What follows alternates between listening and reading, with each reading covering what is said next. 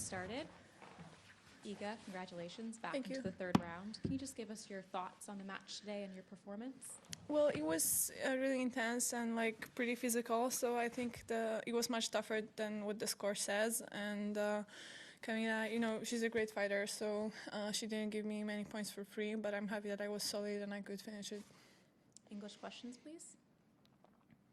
Yes. Iga, you often talk about making sure you get outside during tournaments and really experiencing nature. When the weather's this bad, what do? Do you suck it up and go out in the rain anyway? Well, yesterday I did, so but yeah, tonight probably I'm gonna stay inside. I don't know what I'm gonna do yet. I have whole day, so it doesn't really matter. Tomorrow is the next day, and tomorrow is the weather better or? A little. Okay, we'll see. But I'm flexible, so I can also stay in bed and watch TV shows. Yes, in the front and then back. You mentioned in the post-match interview having to hide under a tree for about half an hour in your work last night. I was wondering where in Melbourne that was. And I'm not going to tell you. That's my spot right now, so not far. What did you hide under to avoid the rain? A tree and a gazebo. Gazebo, yeah. That's how it, yeah. Yes. Yeah, was it really half an hour? Did you just stand there and wait? Or? Probably in my head, but more likely 10 minutes. Up front. I mean, this sport is sort of built along rivalries. Do you look up the landscape and sort of try and figure out, is this one going to become my big rival? Is that something you crave and really desire? Not really, because I feel like our journeys are pretty, like, a lot of unexpected things happen, so it's kind of hard to predict where we're gonna be in like 2 years, but no, not really. Like, I feel still that I'm younger than most of these girls that are in top 10 right now, so I don't feel like that. I'm just, for sure, I feel like against some players, I don't know, like Jessie, I played like 5 or 6 times last year, so it feels like we just played a lot and we know each other's styles pretty well, but I don't treat it as a rivalry. Yes, up front and then behind. Yeah, you first and then. Sorry. Mm-hmm. You played Bianca, good chance to might play her in the next round. You played her in Rome last year. What do you remember about that? And secondly, does it seem really tough to be playing somebody as good as her with a record as a Grand Slam champion in the third round? Well, what was the last part? Playing somebody like Bianca, who's a Grand Slam champion in the third round. Well, the thing is that we have many Grand Slam champions right now, so well, Bianca, she's a tough opponent, and third round over Grand Slam, it's not like somebody's gonna beat her by coincidence. She can play great tennis. She's really solid. I wouldn't really look at our matches on clay because it's different.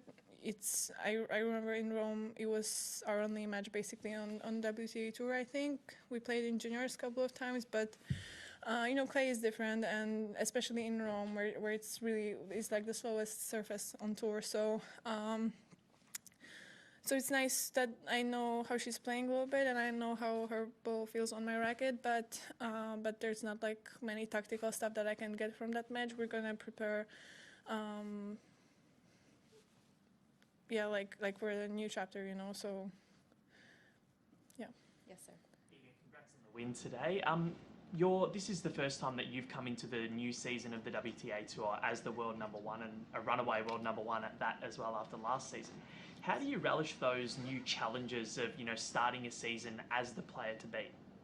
Well, it's not easy because with that number, like, the expectations are a little bit higher from outside for sure, but also from myself a little bit. So I'm trying to manage that properly. I'm also trying to kind of stay in my bubble during the tournament, so I'm not gonna get distracted by all of that. But yeah, as I was saying like 2 days ago, I think that it's just, I don't want people to like kind of take for granted that if you're world number one, you're gonna win everything, because we still have to fight for every match and we still have to really be ready for everything. So so I'm trying to do that, but I don't really think that ranking play, so we have to really like.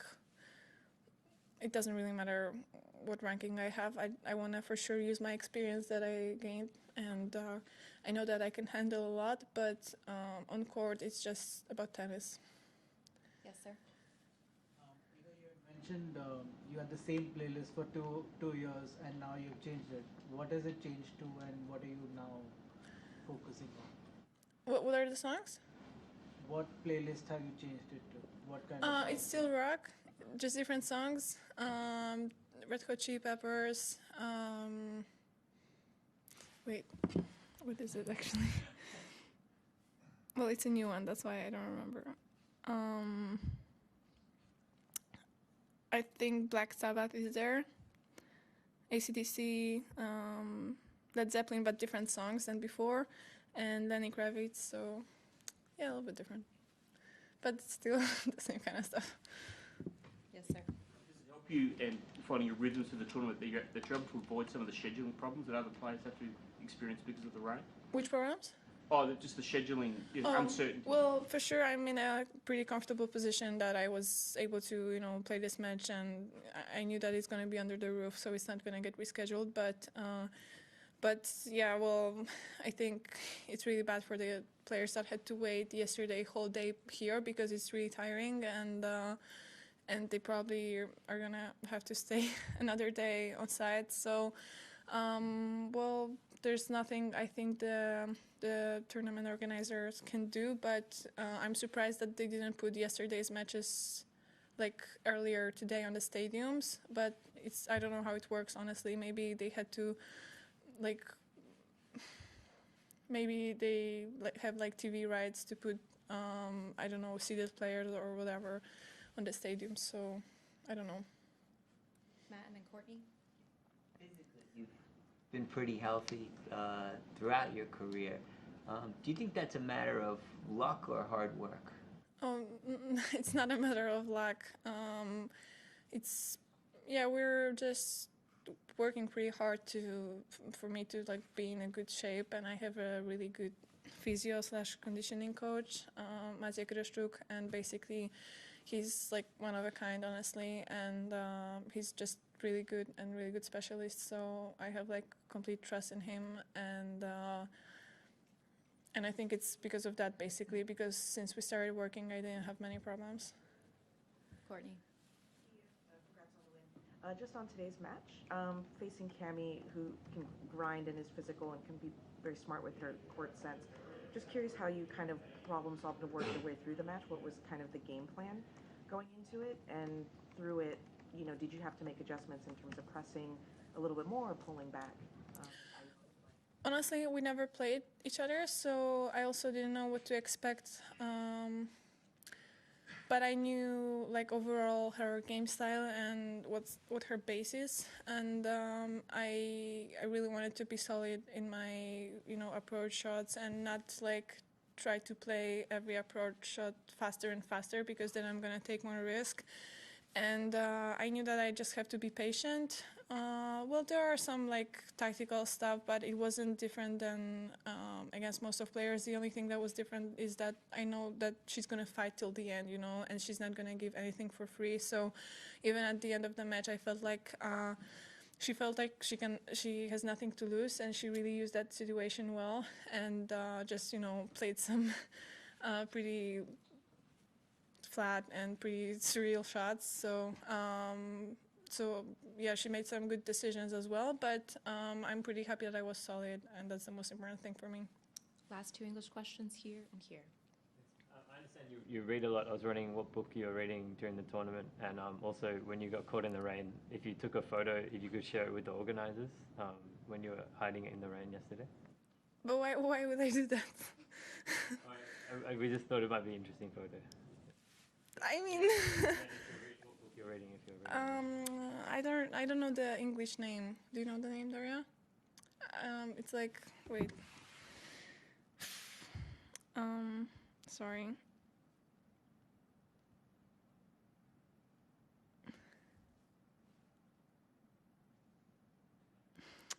I can't find it. It's about about the girl from Afghanistan. It was a bestseller like 5 years ago. I don't know why I'm looking at Courtney, but I have a feeling that you know. What? The Kite Runner? No, I already read that. Like there were sisters, and there was one girl that kind of had to pretend that she's a boy when she was younger because the family didn't have a son, and then and right now I'm at the point where she has to get married with like 40-year-old guy. But I'm pretty sure that Courtney knows what I'm talking about. Yeah, so that's the book. Sorry. Yes, final English question. Iga, just another one, just back to the match. Your returning today was unbelievable. You broke her 6 times. What was the key in terms of, for you, what did you do before the match? How much did you analyse Camila's serve, and how pleased are you with your ability on return today?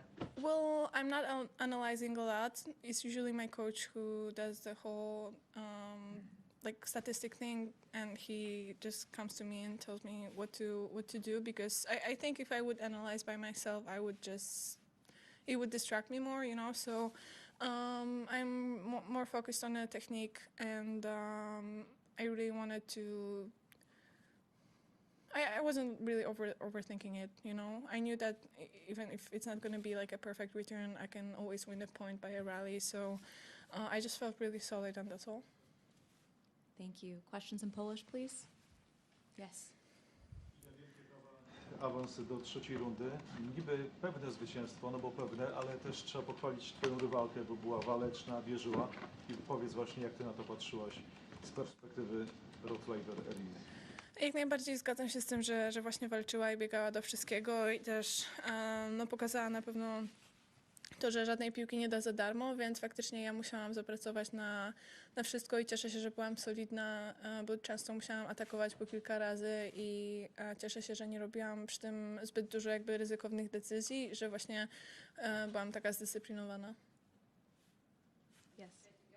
I oczywiście ja trochę w nawiązaniu do tego jednego z pytań anglojęzycznych i do tego, co mówiłaś po pierwszym meczu i właśnie o tym trudnościach związanych z nową rolą i tym, że sama sobie niepotrzebnie się trochę stresowałaś. Czy to była taka kwestia, kluczowy był ten pierwszy mecz i teraz już było ci zdecydowanie łatwiej, czy to jest proces, który jeszcze trochę ci zajmie, więc pierwszy mały kroczek? Szczerze mówiąc, ciężko mi w ogóle tutaj przewidzieć, bo nigdy nie byłam w takiej sytuacji, że właśnie zaczynam sezon z takiej pozycji, więc na pewno wiem, że z meczu na mecz po prostu będę miała trochę więcej pewności siebie i też na korcie będę się czuła swobodniej i to mi da takie poczucie, że po prostu w każdej sytuacji sobie poradzę, ale wielkie sztamy generalnie są stresujące i ja po prostu staram się właśnie spędzić więcej czasu nie myśląc o tenisie generalnie i skorzystać z tego dnia wolnego pomiędzy meczami i to mnie trochę, myślę, bardziej zrelaksuje. Też wczoraj właściwie nie do końca czułam, że mam ten wolny dzień, bo jak dowiedziałam się, że gram o 11, to już zaczęłam myśleć o meczu, ale właśnie po prostu też nie chcę jakby się skupiać na tym, żeby dobrze odpoczywać, bo odpoczynek sam polega na tym, że właśnie nie do końca trzeba być w pełni na nim skoncentrowany, tylko po prostu żyć chwilą i tyle. Yes. Na razie mecz turnieju to Murray i Berrettini i powiedz, czy jest to inspirujące, bo wiemy, co Andy przeszedł w przeszłości, że po kilkunastu latach można być w takiej formie niesamowitej. 5 godzin walki. Jak na to patrzysz? No jak najbardziej Andy zawsze był inspiracją i w ogóle to, ile on ma energii na korcie i jak napędza się po każdym punkcie, to jest dla mnie coś niesamowitego i jak on właśnie czerpie też z publiczności, to są rzeczy takie, których na pewno, z których warto brać przykład.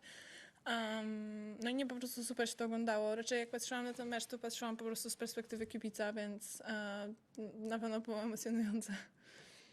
Last Polish question. Na koniec takie luźniejsze pytanie, bardziej ogólne. O Australian Open mówi się zawsze happy slam. Dzisiaj może tego słońca za dużo nie ma, które chyba pomaga w tej opinii jakby wytworzeniu, ale powiedz, jak ty właśnie postrzegasz ten turniej, czy rzeczywiście, jak uzasadnić, jak ty byś wytłumaczyła właśnie, że jest to happy slam? Szczerze mówiąc, no dla mnie na pewno Na pewno też nam się różni tym, że po prostu to jest początek sezonu i wszyscy jesteśmy wypoczęci, więc dla mnie faktycznie jest to wszystko bardziej happy, można tak powiedzieć, bo jesteśmy mniej zmęczeni, ale nie wiem, po prostu mam wrażenie, że to jest taki szlam, gdzie bardzo dbają o zawodników i warunki są super, nie wiem, te stadiony są bardzo takie nowoczesne i innowacyjne w pewnym sensie, więc po prostu fajnie tu być i fajnie przez 2 tygodnie żyć w takim miejscu w pewnym sensie i dla mnie to myślę, że dlatego, ale też myślę, że perspektywa kibica jest trochę inna. All right. Thank you, everyone. Dziękuję. Thanks.